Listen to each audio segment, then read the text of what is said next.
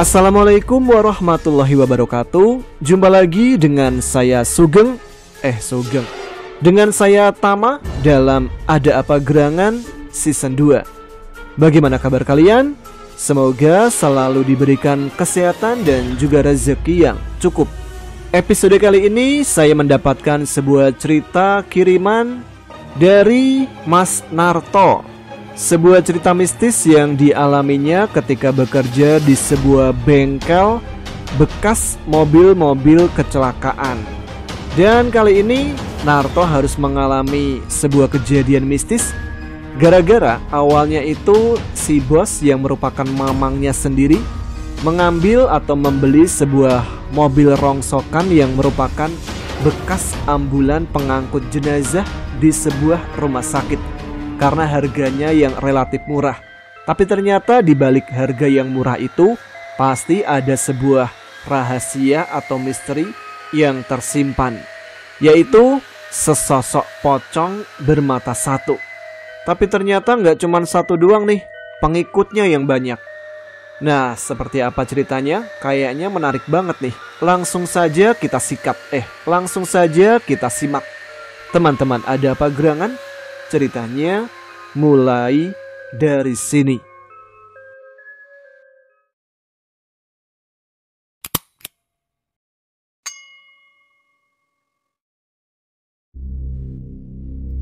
Malam di teras depan toko, kami melakukan aktivitas seperti biasa. Mengisi waktu sebelum tidur sekedar duduk-duduk sembari bersantai. Malam ini udara sejuk dengan semilir angin perlahan. Waduh, lapar, ucapku sembari menggosok-gosok perut yang memang kurus sedari lahir. Kulihat Mang Otong masih sibuk memainkan gawainya, sampai-sampai gerutuku tidak dihiraukan. Udah, kawinin Mang, digombalin terus, ucapku sedikit kesal. Anak kecil tahu apa sih? Orang pipis aja masih dipegangin. Ini loh, ada yang nawarin mobil rongsok. Balas kesal Mang Otong sembari menunjukkan foto mobil bekas di gawainya. Lah, itu gak salah Mang tulisannya, ucapku yang terkaget melihat foto mobil yang ditunjukkan oleh Mang Otong. Mang Soleh pun ikut-ikutan penasaran dan melirik ke arah gawai dari Mang Otong. Waduh, ngeri banget. Mobil jenazah toh, ucap Mang Soleh yang melirik terkaget setelah apa yang dia lihat juga. Makanya nih, Mamang bingung, ambil apa enggak ya? Oh iya, mending kamu beli nasi goreng Pak di depan bengkel. Punya Mamang yang pedes ya tok, biar encer mikirnya, ucap Mang Otong sembari memberi selembar uang berwarna biru. Siap Mang, tak belikan. Tapi kembaliannya bonus ya, hitung-hitung ongkos jalan kakinya. Dasar lu, ponakan yang gak mau rugi. Aku pun segera berjalan menuju tempat di mana Pak D nasi goreng berjualan. Sesampainya langkahku sampai di gerbang seng, aku bermaksud sedikit iseng untuk menjahili Pak D nasi goreng. Aku berjalan perlahan, mengendap-endap sampai posisiku pas di balik gerbang seng di mana Pak D berjualan. Iya, pas. Karena ku intip dari lubang paku untuk memastikan. Pak, beli nasi gorengnya dong, ucapku dengan suara yang kubuat-buat seperti wanita. Berhasil.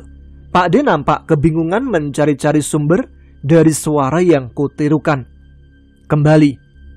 Pak D, beli nasi gorengnya, sembari kutirukan suara perempuan sambil cekikikan. Hihihihihihi, ala-ala kuntilanak. Ampun Neng, Bapak cuma jualan, tolong jangan ganggu Bapak Neng, ucap Pak D nasi goreng sampai terlihat bersimpuh ketakutan. Kutahan tawaku karena sukses telah mengerjai Pak D. Tiba-tiba aku mendengar suara tawa anak kecil yang melengking. Sedikit aku tertegun diam. Lah, siapa yang ikut-ikutan ketawa? Batinku kebingungan. Karena sedari tadi aku hanya sendiri di balik pagar seng ini.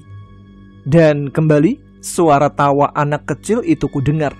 Tak mau kecolongan lagi, segera kupalingkan pandang di mana suara itu terdengar menyapa telinga. Refleks kubantingkan badan ke belakang. Buju Buneng, mataku terbelalak lebar. Ternyata yang tertawa di sampingku dari tadi, sesosok kecil berbulu hitam lebat dengan mulut yang bertaring kecil. Refleks karena kaget dan kesal, kutarik ikat pinggang kulit kijang peninggalan kakek buyut dan menghantamkannya ke arah sosok kecil berbulu lebat itu. Sosok kecil berbulu hitam lebat itu meringis kesakitan. Sosok itu berlari ke dalam rimbunan ilalang dan seakan menghilang.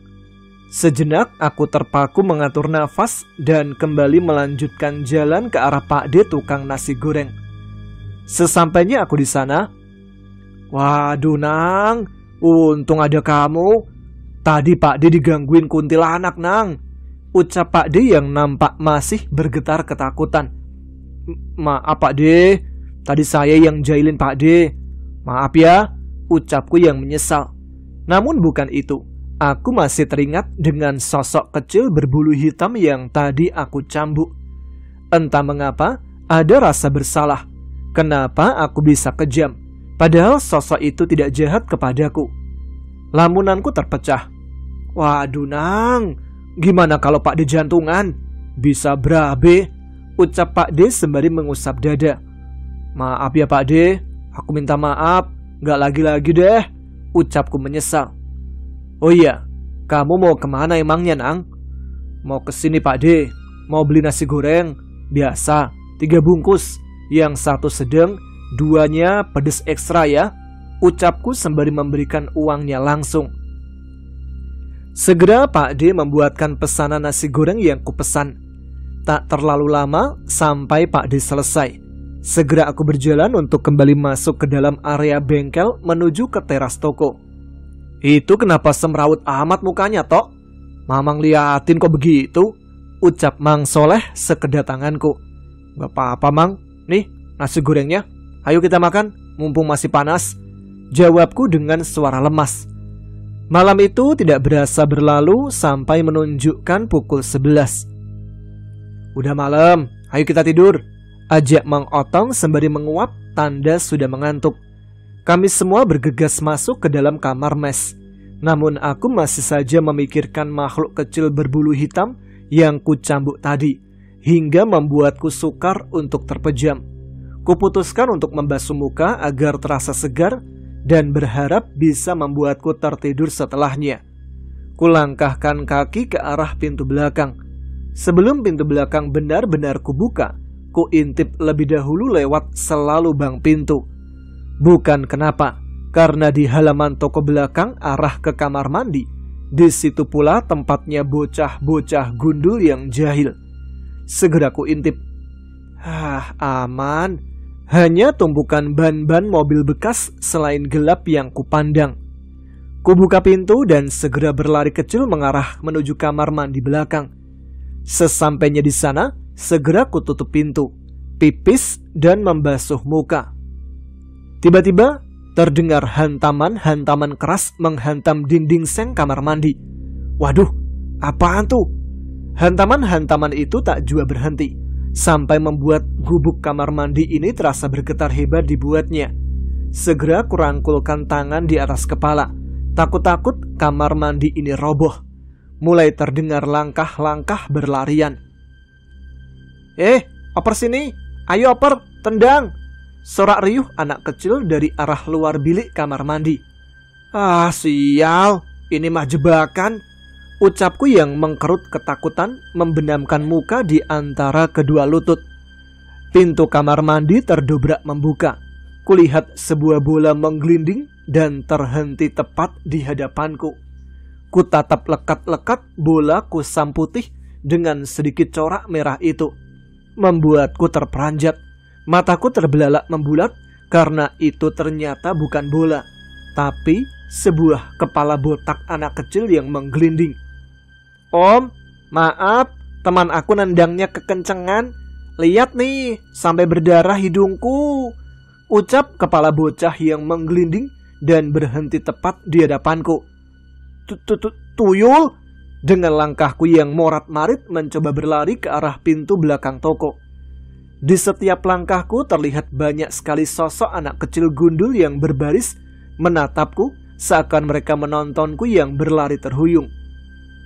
"Om, mau kemana? Sini ikutan main sama kita. Kurang satu nih." Sesampainya aku di pintu belakang, ternyata pintu belakang sulit terbuka, seakan terkunci dari dalam. Aku yang terdesak kembali mengedarkan pandang. Gerombolan bocah gundul dengan mata bulat hitam dan bertelanjang dada menatap dan menertawaiku. Terpaksa harus kudobrak pintu belakang yang sulit dibuka. Suara keras hantaman di pintu membuat mamang-mamangku terperanjat bangun.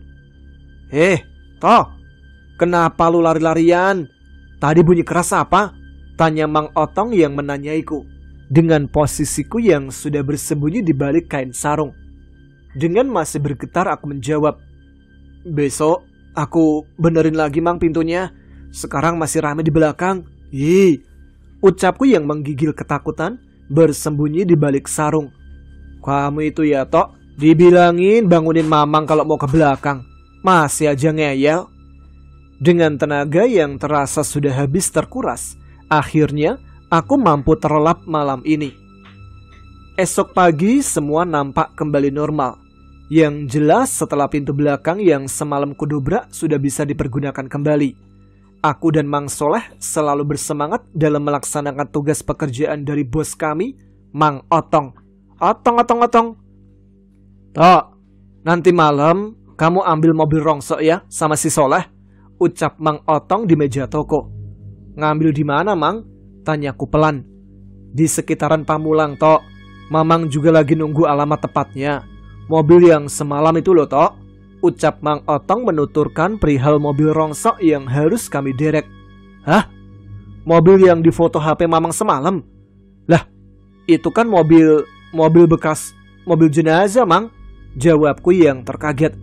"Gak apa-apalah, yang penting hitungan Mamang masih ada lebihnya, Tok. Lagian barang kan lagi susah. Tuh lihat, tinggal dikit," ujar Mang Otong sembari memonyongkan bibirnya ke arah tumpukan mobil yang nampak sudah mau habis. Aku hanya menggelengkan kepala pelan sembari berjalan ke arah halaman bengkel di mana Mang Soleh yang sedang sibuk bekerja. Ngapain lu cemberut begitu, Tok? Udah kayak kanebo kering," tegur Mang Soleh. "Tar malam kita disuruh komandan ambil mobil rongsok, Mang," jawabku agak kesal. "Lah, terus kenapa lu cemberut begitu? Kayak baru disuruh ambil mobil rongsok aja," ujar Mang Soleh yang keheranan karena tingkahku yang sedikit malas. "Mamang tahu nggak, yang mau kita ambil itu mobil bekas jenazah yang fotonya semalam kita lihat." "Waduh, bener lu, Tok. Pantas saja lu cemberut. Mamang kira nggak jadi diambil," jawab Mang Soleh yang kini raut wajahnya sama denganku.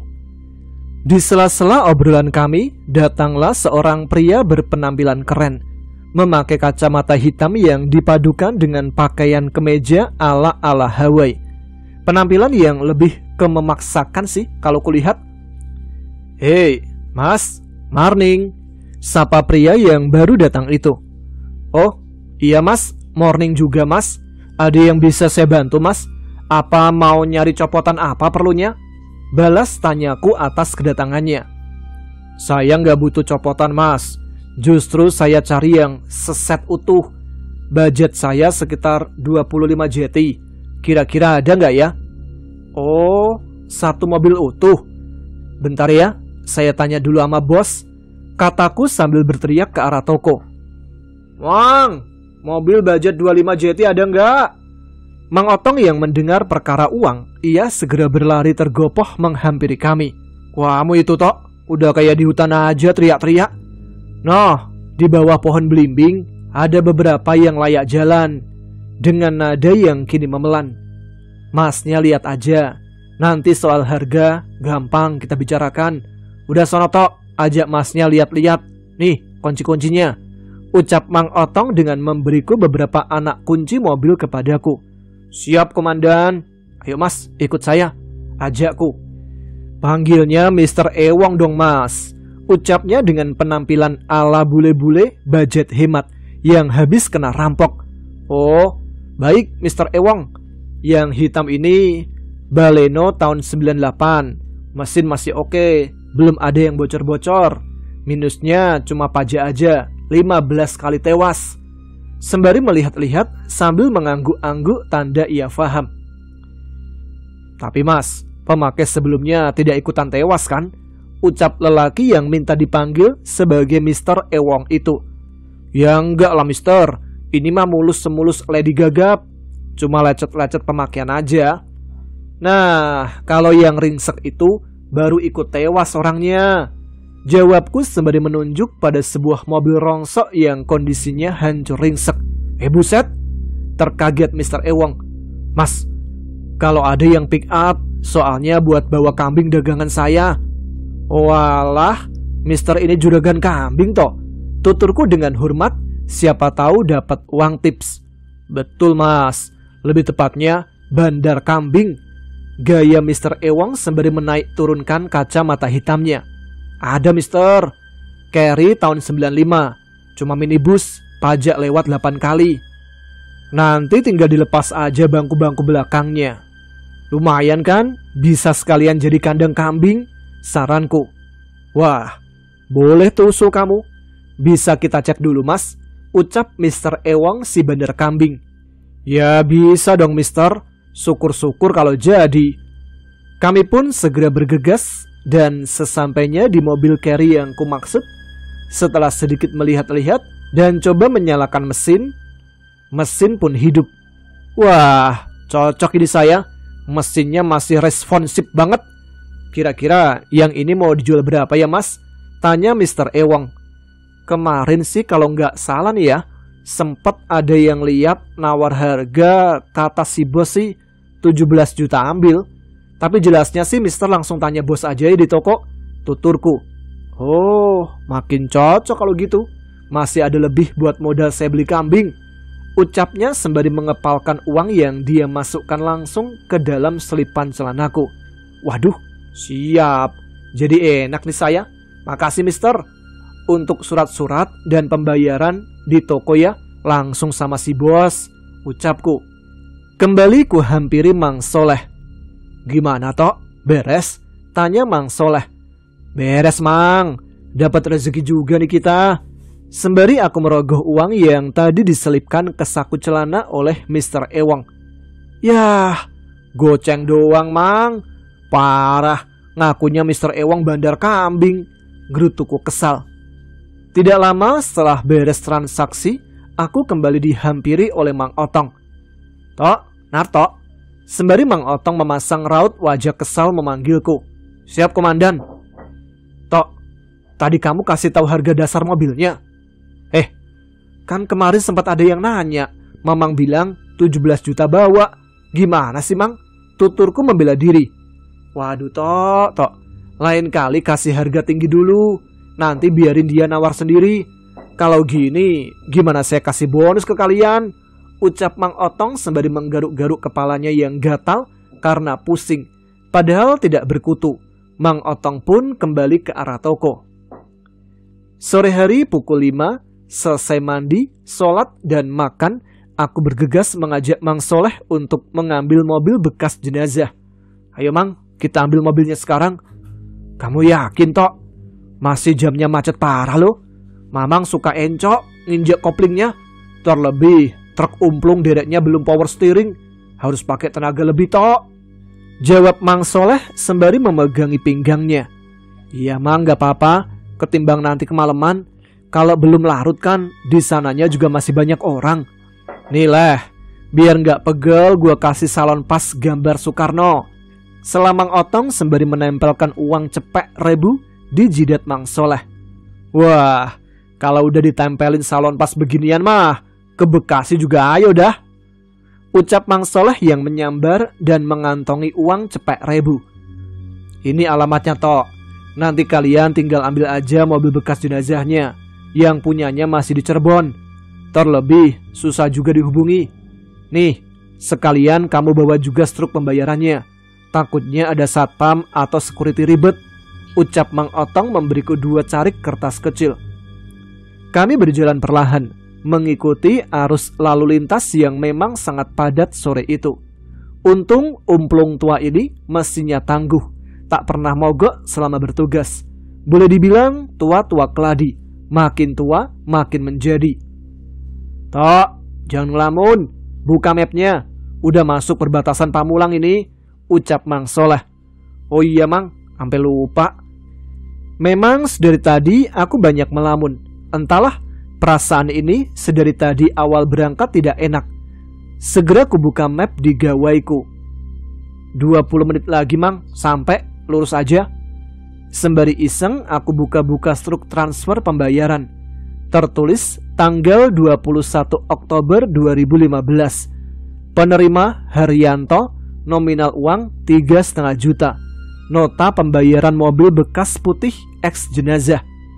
Ah, murah banget, dalam batinku. Makin menambah pertanyaan-pertanyaan yang sedari tadi menggelayut di benakku. Pukul 8 malam tujuan kami pun sampai. Mang, di sini titiknya. Kami berdua melirik, melempar pandang, mencari-cari di mana keberadaan mobil putih rongsok yang bertuliskan mobil jenazah. Mana Tok? Gak ada. Iya ya Mang. Waduh, di mana ya? Ucapku membalik tanya. Tak henti ku edarkan pandang ke kiri kanan, coba mencari letak keberadaan mobil bekas bertuliskan mobil jenazah itu. Tetap tak kami temukan. Ku coba menghubungi gawai dari Mang Otong. Waduh, pakai nggak aktif lagi Mang Otong. Wes Mang, aku turun aja. Aku segera turun dan mencoba mencari-cari lebih detail. Atau siapa tahu juga ada orang di sini yang bisa ku mintai tanya. Ah, ada Bapak Satpam tuh. Terlihat dari bajunya yang serba putih. Segera ku hampiri dan bertanya. Malam Pak, maaf, saya disuruh ambil mobil bekas, mobil jenazah. Apa Bapak tahu di mana letak mobilnya Pak?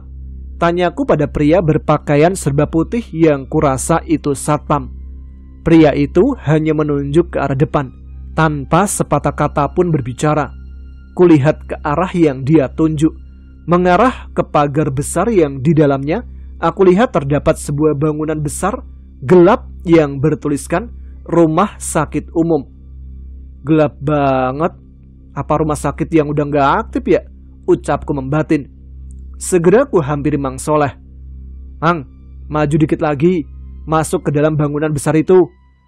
Sembari berjalan perlahan, aku bermaksud ingin menyapa dan berterima kasih kepada Satpam yang kutanyai. Pak, kemana sih Bapak? Mataku mencari-cari kemana hilangnya si Bapak Satpam. Ngapain malah ngelamun kamu Tok? Cepet, bukain gerbangnya. Katanya mau buru-buru, ucap Mang Soleh dalam kemudi mobil derek yang sedari tadi menungguku membukakan gerbang. Iya ya Mang, maaf. Segera ku dorong gerbang besi besar. Bunyi karat bergesek karena gerbang besi lama tidak digunakan. Sebelah mana Tok?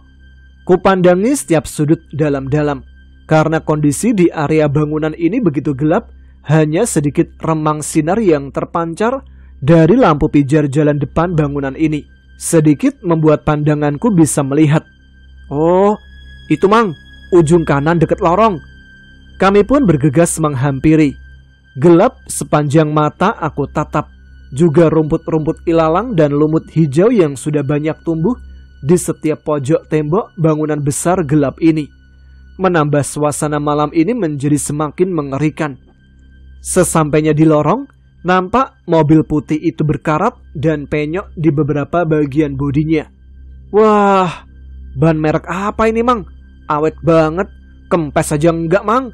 Padahal bodi sampai keropos begini. Mang Soleh pun ikut mengamati. Wah, iya juga ya, kok enggak kempes ya? Padahal dari rupa mobilnya udah jongkrok lama banget Tok. Aku hanya diam tak menjawab karena yang kurasakan sama kebingungan. Saat kami mulai menggerek mobil rongsok itu dengan rantai geretan, ternyata rantai besi geretan putus. Ini mobil jenazah beratnya berapa ton? Rantai besi bisa sampai putus? Ucapku bingung sembari menggaruk kepala. Waduh, Alamat ini mah, mana rantai geratnya nggak ada gantinya lagi tok, ucap Mang Soleh yang juga kebingungan. Waduh, gimana ya? Pakai tambang aja Mang, ditarik derek pelan-pelan aja, kan banyak nggak kempes. Ya, Mama ngambil dulu tambangnya. Mang Soleh pun segera bergegas mengambil tambang yang berada di bawah jok depan mobil umplung derek. Kayaknya kurang panjang tok, sembari Mang Soleh merenggangkan panjang tambang yang ia pegang. Aduh, coba kita cari di dalam mobil jenazah, siapa tahu ada Mang, usulku. Aku dan Mang Soleh segera membuka pintu mobil jenazah. Aku dari pintu depan pengemudi, Mang Soleh dari pintu belakang mobil jenazah. Tidak lama berselang, wah, tok, masih komplit. Apanya yang komplit, Mang? Tanyaku balik tanya. Ini loh, masih ada keranda mayatnya. Ah, biarin aja Mang, keranda jenazah mah, yang penting gak ada mayatnya. Buruan lah Mang, tambang yang kita perlu, ucapku sembari mencari-cari tambang di bagian kolong dashboard depan mobil jenazah. Saat aku fokus mencari-cari, kulihat anak kunci mobil jenazah itu masih tergantung di lubang kuncinya. Iseng coba ku tekan ke depan. Dan ternyata mesinnya hidup. Wah, Mang, masih hidup mesinnya? Kagetku karena terkejut. Alhamdulillah, selamat dah. Ya udah, bawa pelan-pelan aja. Siapa tahu sampai ke bengkel. Saran Mang Soleh. Oke Mang, alhamdulillah. Tenang dalam hati. Tok, kamu bawa umplung, biar Mamang yang bawa mobil jenazah ini tok. Setelah kami masing-masing menaiki mobil, lekas aku turun kembali. Mang, keras banget setirnya. Badanku kan kurus kecil, bisa patah di tangan, mana masih bujang. Tuturku dengan gestur memegangi tangan yang tidak sakit. Wah, katanya tadi gantian bawa umplungnya, gerutu Mang Soleh. Mamang kan udah ditempelin salon pas cap Soekarno, pasti Mamang kan kuat, ucapku memelas. Bisa aja lu. Ya sudah nih, kamu bawa mobilnya pelan-pelan aja, yang penting sampai, ucap Mang Soleh yang turun bergantian mobil denganku. Kami pun menjalankan mobil santai beriringan. Aku dengan mobil jenazah di depan, Mang Soleh membuntuti dengan truk derek di belakang. Tidak lama HT berbunyi. Kijang 1, Kijang 1, pom depan umplung mau minum dulu, balas, suara Mang Soleh dari balik HT. Kopi Mang, Kijang 2 posisi masih penuh, Kijang 2, lanjut sembari jalan pelan-pelan aja. Oke, di kopi. Mamang dan umplungnya berbelok masuk ke SPBU. Aku dengan mobil jenazah tetap melaju pelan. Bukan tanpa alasan. Selain indikator bensin masih terlihat penuh, juga dikhawatirkan para pengunjung SPBU lainnya ketakutan melihat kondisi mobil jenazah yang sudah berkarat, keropos, tidak layak jalan ini. Kulihat dari spion tengah, truk derek Mang Soleh belum terlihat juga. Ah, udah kayak keong, lemot banget bawa umplungnya, ucapku menggerutu dalam hati. Pemandangan kanan kiri yang semula ramai tiba-tiba menyepi dan terus sepi, menyisakan aku melaju sendiri dengan mobil jenazah di jalan setapak ini. Setapak. Pokoknya jalan yang cuman cukup untuk satu mobil lah. Loh. Kok masuk jalan perkampungan? Apa salah jalan ya? Batinku. Kulihat map di GPS.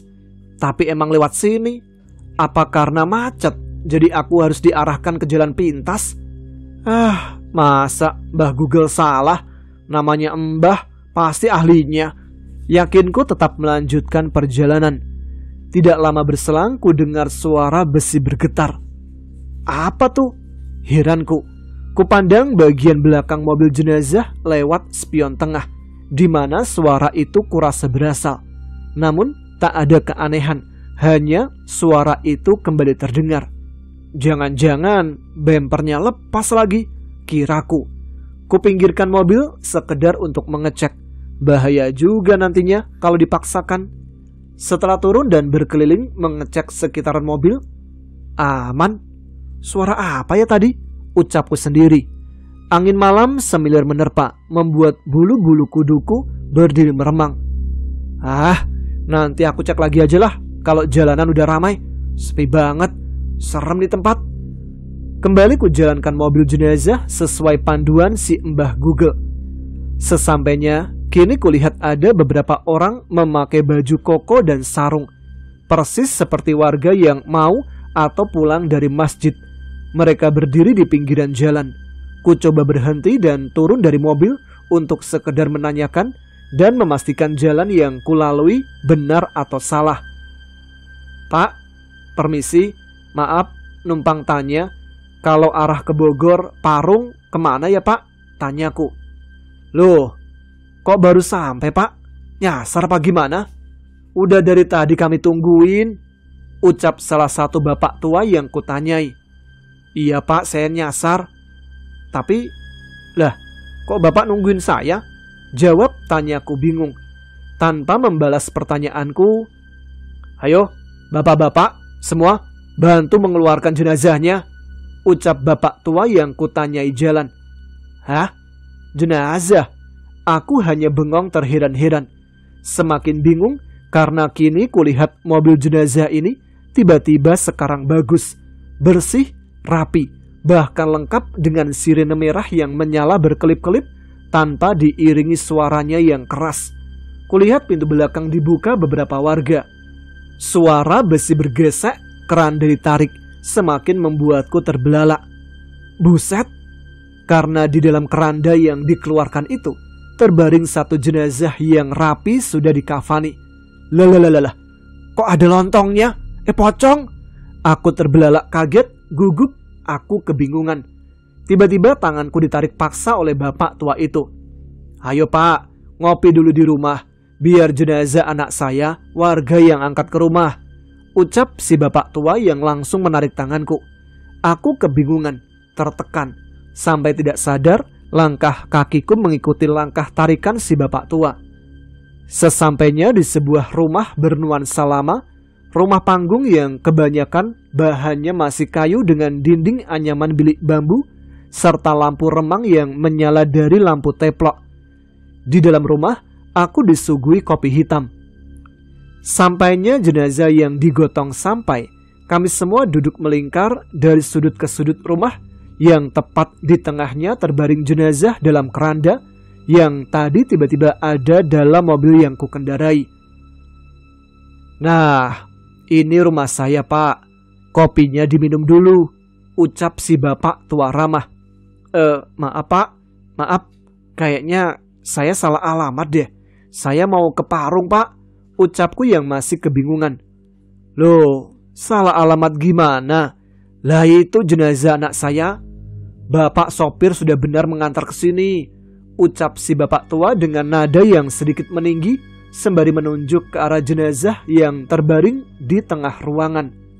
Enggak Pak, tadi saya... Tapi ucapanku terus dipotong oleh si bapak tua yang membuatku kesal. Aku mulai habis kesabaran.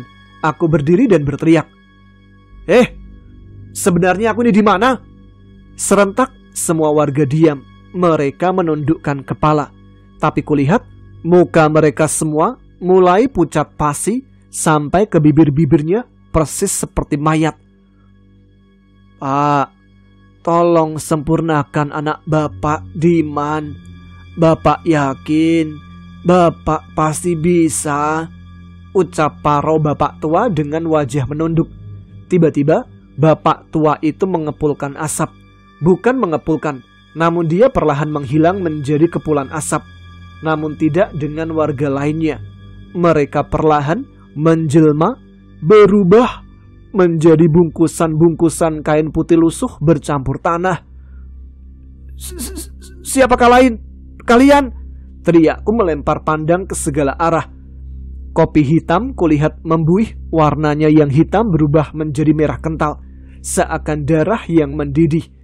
Yang membuatku semakin terkejut, keranda mayat terbang melayang-layang dengan posisi jenazah di dalamnya sudah terbangun setengah badan. Sosok itu menoleh menatapku dengan hanya satu mata yang membulat hitam, dengan wajahnya yang dihiasi beberapa jahitan tidak rapi, juga lengkap dengan kapas yang menumpuk di kedua lubang hidungnya.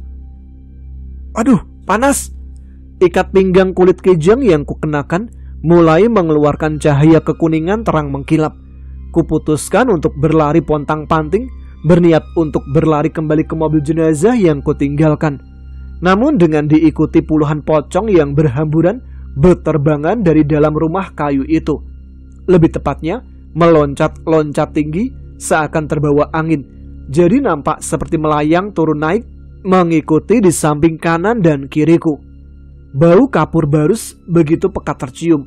Kupaksakan berlari sekuat tenaga, sampai aku terpelanting berguling-guling. Sial, aku tersungkur. Terasa perih di bagian lututku yang mulai merembes basah. Kupandangi sekitar, ternyata aku terjerembab ke sebuah papan kayu yang menancap di gundukan tanah. Di mana ini? Ucapku lirih dengan menahan perih di lutut, dengan terus melempar pandang ke segala arah. Hingga akhirnya satu persatu sosok kain putih lusuh itu meloncat sampai dan berdiri mengelilingiku. Mau apa kalian sebenarnya? Sosok itu hanya berdiri terdiam menyeringai menatapku, seakan mereka menunggu instruksi untuk menyerangku. Suara angin yang terpecah terdengar, samar semakin nyata. Keranda mayat terbang datang menyusul menghampiri. Semakin dekat, semakin jelas sudah keranda terbang dengan satu sosok pocong bermata satu dengan jahitan tidak rapi menghiasi wajahnya. Sosok di atas keranda itu menyeringai dan membuka mulut hitamnya. Seiring mulut hitamnya menganga lebar, semakin kencang pula angin yang kurasa menerpa. Angin dengan bau bangkai yang sangat begitu kuat tercium, membuat hirupan nafasku memual. Begitu pula sosok-sosok pocong yang berbaris mengitari. Seakan mendapat perintah, mereka semakin meloncat, semakin dekat. Segera ku tarik ikat pinggang peninggalan kakek buyut. Ku ayunkan ke sembarang arah. Terlihat pocong-pocong itu menghindar dan sedikit meloncat mundur menjauh. Segera ku putuskan kembali berlari dengan terpincang, menahan sakit di lutut yang semakin dirasa. Sampai akhirnya aku sampai juga di jalan di mana mobil jenazah terparkir. Sial, mesin mobilnya mati. Ku perhatikan kanan kiri ke arah luar. Puluhan pocong yang sedari tadi meloncat mengikuti, kini telah sampai dan mengerubungi mobil jenazah yang aku naiki. Mereka tertawa menyeringai, memandangiku dari balik kaca-kaca mobil. Ya Allah, apalagi ini? Kenapa bisa begini? Ku coba menghidupkan lagi mesin mobil. Masih saja mesin tak mau hidup. Suara keranda di belakang bergetar naik turun berhantaman. Kulihat sosok pocong bermata satu itu sudah berbaring di dalam keranda yang bergetar naik turun. Ku baca doa sebanyak-banyaknya yang ku tahu, lalu ku hantamkan ikat pinggangku beberapa kali. Sosok itu pun menghilang menjadi asap putih, diiringi tawa yang mengecil dan hilang. Seiring pula dengan hilangnya semua sosok pocong yang sedari tadi mengerubungi dari luar mobil. Alhamdulillah. Ku hela nafas dalam-dalam. Kembali ku coba menghidupkan mesin. Bismillah. Mesin pun hidup.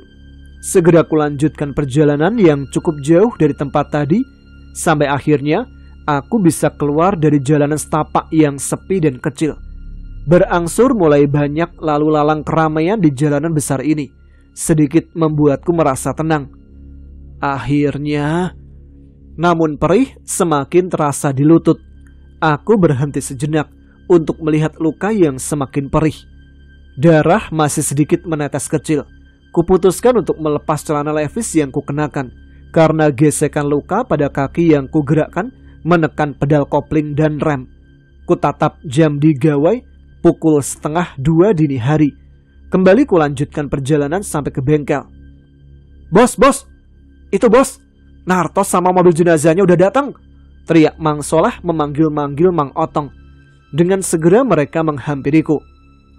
Waduh Tok, kamu nyasar kemana? Tadi kan udah Mamang bilangin, tunggu Mamang isi bensin, ujar Mang Soleh dengan raut wajah khawatir. Tiba-tiba kupingku langsung dijewer oleh Mang Otong. Kamu ini kecil-kecil ngikutin si Soleh ya? Sampai celana gak dipakai lagi, sampai koloran doang, ucap Mang Otong kesal sembari menjewer dan menarikku ke arah mes. Aduh, duh, sakit Mang, sakit, ampun Mang. Aku nggak habis gituan. Tadi aku kesasar, terus jatuh sampai luka. Jadi celananya tak copot biar nggak sakit. Lihat nih lukanya nih. Tuturku menjelaskan dengan kuping yang masih ditarik jeweran dari Mang Otong. Dengan mata yang beredar, Mang Otong memperhatikan kondisiku. Kamu ini Tok, bikin Mamang khawatir. Awas kamu ya Tok, kalau nakal, Mamang pulangin kamu, ucap Mang Otong yang sedikit menurunkan marahnya. Iya Mang, tadi sumpah gak seperti yang Mamang kira. Mana sini lututnya? Mamang kasih obat merah Cina, ampuni. Ayo Tok, ucap Mang Otong yang menarik lututku dan menyirami obat merah. Perih memang, namun itulah hidup. Maksudku luka. Tapi memang ampuh ini obat Cina. Luka yang awalnya basah, ajaib langsung kering setelah disiram obat ini. Cuma hati-hati, obat ini hanya untuk luka luar. Luka dalam seperti luka hati tidak bisa saya rasa. Pagi harinya aku bergegas berjalan ke depan dengan niatan segera mempreteli bagian-bagian dari mobil jenazah yang tadi malam telah membawaku ke tempat antah berantah. Ku ambil buku untuk mengelis onderdil mobil. Wah, rajin banget. Pagi-pagi mau langsung ngecek-ngecek. Ngopi sama sarapan dulu Tok, ucap Mang Otong. Gak apa-apa Mang, ngopinya sambil kerja aja, biar cepat selesai. Jadi gak berbentuk mobil jenazah lagi, ucapku sembari berjalan ke arah mobil rongsok jenazah. Setelah ku cek-cek, hanya bagian ban velg dan mesin yang bisa diambil. Sisanya hanya menjadi besi-besi kropos yang paling dijual besi kiloan. Mang Soleh, bawa kunci-kuncinya sekalian. Sesampainya Mang Soleh dengan peralatan kunci lengkap. Ini Tok, kunci-kuncinya. Buru-buru amat sih Tok, masih pagi juga, ucap Mang Soleh yang keheranan melihatku seperti tergesa-gesa. Semakin cepat semakin baik Mang, jangan sampai mobil jenazah ini masih berbentuk, ucapku sembari memilah-milih kunci baut yang pas. Emang semalam elu nyasar kemana Tok? Lebih tepatnya, semalam aku disasarin Mang. Masa tiba-tiba ini mobil ada jenazahnya? Ucapku sembari menunjuk ke arah mobil jenazah menggunakan obeng. Hah? Gile, serem amat Tok. Kamu sih, Mamang suruh bawa mobil derek gak mau. Gak tahu kalau jadinya bakal begitu Mang. Mending pegel bawa mobil derek ketimbang pegel dikejar pocong. Hi, serem banget Mang, tuturku sembari mulai memutar baut-baut yang menempel. Namun anehnya, sama sekali tidak ada baut yang mau lepas, bergeser sedikit pun tidak. Baut-bautnya udah karatan ini Tok, mesti dipanasin mesin las dulu, ucap Mang Soleh yang mengamati baut dan mur yang sudah kuning mengkarat.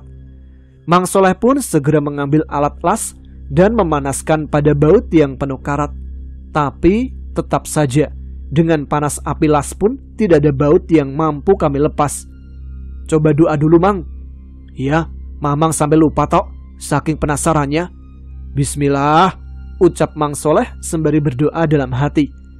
Sekian lama, bukan sekali dua kali, bahkan sampai habis waktu setengah hari, tidak ada satupun baut yang mampu kami lepas dari mobil jenazah ini. Masih tetap dalam bentuk yang sama. Waduh, gimana ini Mang? Tanyaku bingung. Iya Tok, Mamang juga heran. Sampai dipanasin berjam-jam, gak ada yang copot satupun, ucap Mang Soleh yang kelelahan. Ya sudah Mang, kita istirahat dulu sambil mikirin solusinya. Sembari istirahat, kami berbincang bertukar pikiran mencari solusinya. Sesekali aku melamun. Ya, aku ingat seseorang. Sebaiknya coba kutanya Sukma, siapa tahu dia bisa bantu. Yang ku tahu dia lebih ngerti soal beginian. Langsung saja ku keluarkan gawai dan coba menelpon. Namun ternyata pulsaku habis. Mang, aku nyari konter dulu ya, mau isi pulsa, ucapku sembari berjalan meninggalkan Mang Soleh. Beberapa toko seberang jalan raya ku lewati. Sembari mencari-cari, kulihat ada spanduk bertuliskan Rahmasel. Langsung saja ku hampiri. Permisi, beli. Iya Mas, sebentar. Terdengar jawaban dari suara wanita dari balik ruangan toko seluler ini. Tidak lama wanita itu keluar dan menghampiriku. Sontak aku terbelalak, tapi bukan takut. Seperti genderang perang ditabuh, kurasakan pompa darah menuju jantungku mengalir dengan cepat. Sosok gadis ayu dengan kulit kuning langsat, hidung mancung ke Arab-Arapan, terlihat sangat cantik alami tanpa dempulan bedak dan gincu di wajahnya. Wow, aku terkesima. Iya mas, masnya mau beli apa? Tanya gadis ayu berbibir tipis tanpa gincu itu. Anu mbak. Anunya apa mas? Tanyanya kebingungan menatap ke arahku. Pulsa ceban. Sontak aku menjawab. Oh, tak kira apa mas? Ya udah, nomornya ditulis saja. Baik. Sembari gemeteran, ku tulis nomorku di buku. Gadis cantik itu pun segera memainkan gawai di genggamannya. Tak bosan ku pandangi wajah ayunya. Sampai-sampai aku berucap dalam hati. Ya Allah, luar biasa bener ciptaanmu ini. Gumamku tak henti memandanginya. Mas, hei mas, udah saya isi pulsanya. Ucapnya memecah lamunanku. Iya. Nomor mbaknya boleh tak simpen gak? Tanyaku dengan jari yang siap mengetik nomor gawai. Buat apa ya mas? Itu apa? Ini loh, saya kan kerja di bengkel yang seberang sana. Kalau kehabisan pulsa kan bisa minta diisi. Hehe, ucapku gugup. Oh, kalau minta nggak boleh. Tapi kalau minta diisi dulu, nanti bayar baru bisa. Canda si mbak. Nah iya itu maksudnya. Hehe. Senang hati ini saat mendengar setiap digit nomor yang keluar dari bibirnya. Sembari ku ikuti dengan mencatat nomor gawainya agar tidak sampai ada yang terlewat. Oh iya, namanya siapa mbak? Biar tak save. Dengan sedikit ketus dia menjawab. Itu di spanduk ada, jelas gede pakai banget. Oh, Mbak Rahma ya? Saya Narto mbak. Ya walaupun dia tidak menanyakan balik namaku, tapi aku inisiatif saja memberitahu. Gak usah pakai mbak, panggil nama saya saja mas. Sejujurnya dalam hati ingin ku panggil dia sayang, walaupun kami baru bertemu. Siap Rahma, ucapku sembari bengong menatapnya. Terus apalagi mas? Ada yang masih mau dibeli? Enggak, ini aja, makasih ya. Aku berjalan sembari ku lontarkan senyuman terbaikku diiringi kumis tipisku yang serasa menari-nari kegirangan. Sesampainya di bengkel, segera ku hubungi Sukma. Halo, assalamualaikum, Sukma.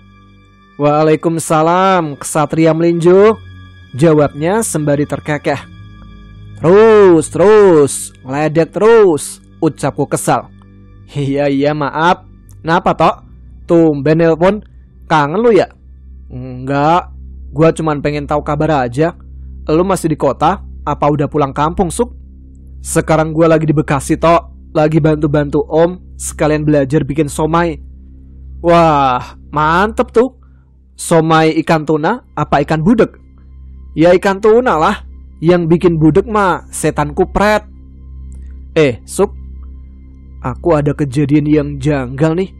Baru bawa mobil bekas mobil jenazah, tapi gak bisa dipretelin.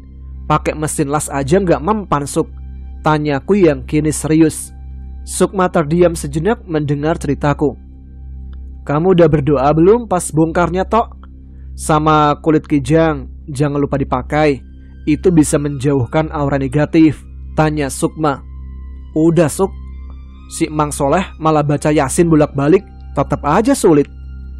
Bingung aku kalau nggak lihat langsung, tok. Wah, ide bagus tuh. Jadi kapan bisa main kesini, Suk? Besok juga bisa. Asal apa? Asal ada ongkosnya mah. Iya ya. Ntar tak ganti ongkosnya, sama plus uang jajan. Aman pokoknya. Iyalah, nanti turun di mana, tok? Lo naik bis jurusan Parung. Bilang turun di Simpang Jaya sebelum pasar. Nanti tak jemput, dari situ udah deket kok. Ya udah, sampai ketemu besok ya. Gak enak sama Mang Soleh kerja sendirian. Ku ucapkan salam dan menutup telepon. Setelah Isya, kami yang rutin ngobrol di teras depan. Mang Otong, besok saya ada teman yang mau main kesini sambil bantu bongkar mobil jenazah. Boleh ya Mang? Tanyaku minta izin. Oh, boleh tok, boleh. Tapi kalau bantuin harus ngasih upah dong, tanya Mang Otong. Enggak Mang, dia mah insya Allah gak begitu orangnya. Dalam hati padahal aku sudah dipalak dari awal telepon. Cuma siapa tahu aja dengan dibantu oleh Sukma, masalah ini bisa terselesaikan. Biarlah aku yang nombok ketimbang berlama-lama harus melihat mobil jenazah yang sangat menyeramkan itu. Tidak lama berselang, terdengar bunyi dari mobil jenazah yang terlihat berguncang keras dari kejauhan. Wah, itu mobil jenazahnya goyang-goyang, ucap Mang Otong sembari menunjuk ke arah mobil jenazah yang bergoyang-goyang sendiri. Lah, itu malah terbang keranda jenazahnya, ucap Mang Soleh yang segera berlari bersembunyi di balik punggungku. Iya Mang. Waduh, ucapku yang bergetar ketakutan. Waduh, gak beres ini mah. Ayo pada masuk, ajak Mang Otong. Kami berlari cepat masuk ke dalam kamar. Di kamar kami bertiga semua terjaga karena sesekali mendengar bunyi brak dari pintu depan dan sesekali dari atas atap. Aduh Tok, tahu bakal gini mah jangan diambil. Pantesan aja murah, ucap Mang Otong yang menggigil di dalam sarungnya. Tepung udah jadi bakwan Mang. Bisa-bisanya lu nanyain bakwan Tok. Lagi begini, macem-macem aja. Selamang Soleh yang juga ketakutan bersembunyi di balik sarung. Suara-suara hantaman itu tak juga kunjung berhenti. Kami semua menggigil semakin ketakutan. Ikat pinggangku yang sudah memanas kurasakan akhirnya kupaksakan. Nggak ada solusi nih mah. Kupaksakan untuk berjalan ke arah ruangan toko. Ku intip dari selipan jendela toko. Kosong. Semua nampak gelap. Mobil jenazahnya pun sudah nampak tak bergoyang lagi. Tiba-tiba dari belakangku terasa ada yang menyentuh. Ampun, teriakku yang terjongkok. Tok, gimana Tok? Ngagetin aja. Aku sampai berjongkok ketakutan. Ternyata yang datang mamang-mamangku. Udah aman Mang di luar, ucapku sembari menahan nafas dalam-dalam karena kaget. Mamang-mamangku pun penasaran dan coba mengintip dari selipan jendela. Pocong banget, banyak banget, kebangetan banyaknya, teriak mereka berlari tunggang langgang ke arah kamar. Waduh, pocong. Aku pun segera ikut berlari menyusul mereka. Kembali di dalam sarung yang hanya menyisakan kepala kami bertiga yang keluar. Halo Tok, katanya aman-aman, tutur Mang Otong yang bergetar sembari memegangi bagian atas sarung. Tadi aman Mang, yakin dah? Aman-aman, pada loncat-loncatan di depan teras lu bilang aman, dumel Mang Otong. Terdengar bunyi hantaman keras di pintu depan. Kami semua yang dalam posisi ketakutan terperanjat bangun. Itu kerandanya masuk ke toko.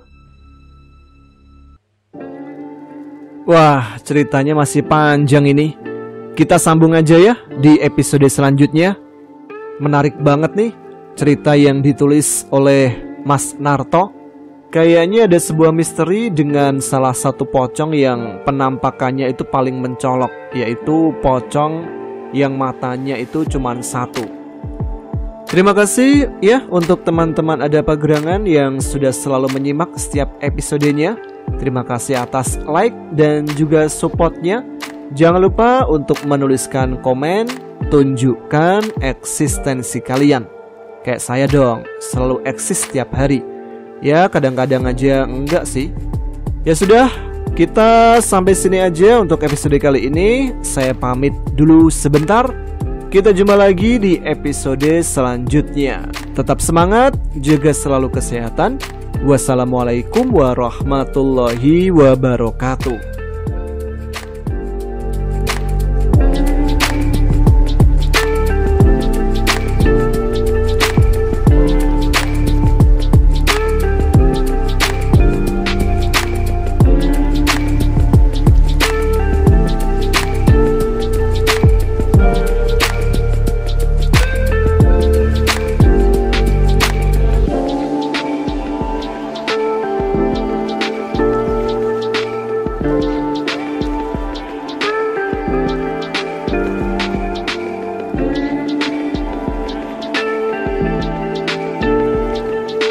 Thank you.